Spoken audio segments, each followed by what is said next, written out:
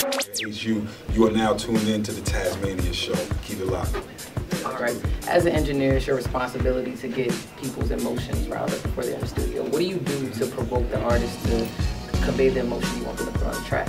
It's not always riled up. It's whatever the emotion of the song is. Right. So sometimes that is riled up. Sometimes it's calmed down. Sometimes it's pensive. Sometimes it's, you know, rebellious. It's whatever.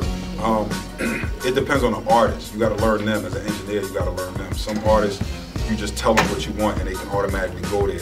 Some artists, you got to really, you know, piss them off and get them mad, or bring up some type of emotion, or talk them into that situation of getting into that emotional state. Right. So it's more about learning the artist and learning the person. You know, I try to relate it to, I got 4 kids, and I deal with my kids completely different, right? Because they all got different personalities. So my oldest daughter's very independent. You know, I never really have to check her homework or her grades. It's always good. You know, so I could just tell her she's going to do it. My second daughter, I'm going to have to remind her 5 times before she does it, and she still may not do it. You know, and then my youngest daughter is completely different from those. It's like you have to know the person that you're dealing with and learn them, and then you can figure out how to get a certain emotion out of them, or to figure out if they can never do that emotion. Okay.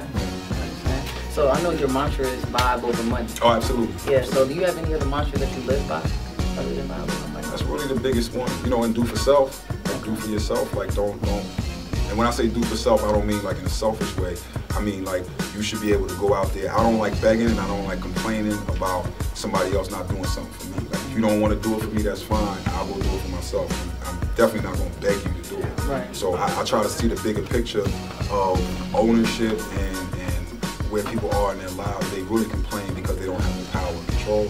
So if you do for yourself and make sure that you, even if it's a small thing, start from the bottom and just make it up to the top, and realize that the majority of major companies or businesses didn't get to that height in the lifespan of the person who started the company. Right. There may be certain exceptions now that we're in a digital age where you can have your couple of exceptions like your Facebooks and things like that. But it takes years to build up a company. So you have to really do for yourself and set it up so that your children, your grandchildren, like I always say, it's not going to really come to fruition while I'm alive, right? My whole point is to be the old painting on the wall at the big Thanksgiving dinner, you know, like looking up like, okay, that guy did it for us, you know, that's how it goes for me. I also heard that you call yourself the 3-headed monster because, you know, you do DJing, you do engineering, and you're big on education. Other than educating the people about music and stuff, what are you passionate about educating people about?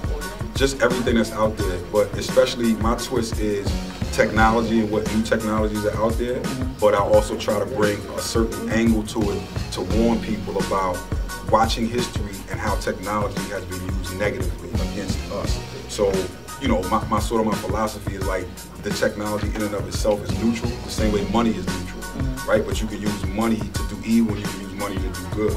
So we have to be really careful about the type of things that we allow to develop in our world without being checked. So if nanotechnology comes out, that's a great thing if you could like give your grandmother a cracker and the nanotechnology could eat her cancer, you know what I'm saying, from the inside.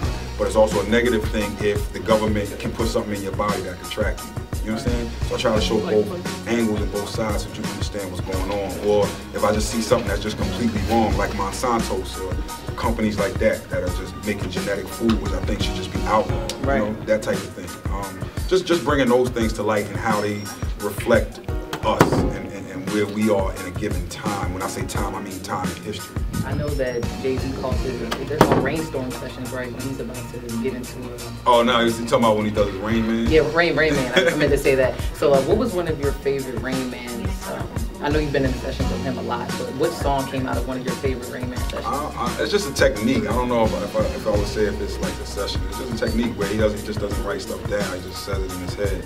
So that's really what that is. We call it Rain Man because he mumbles to himself. It seems like he's mumbling to himself, but he's really writing a rap. You know, but he doesn't physically write it down, so he's like saying it and memorizing it. So, Well, thank you so much. I appreciate you being on the Tasmania Show.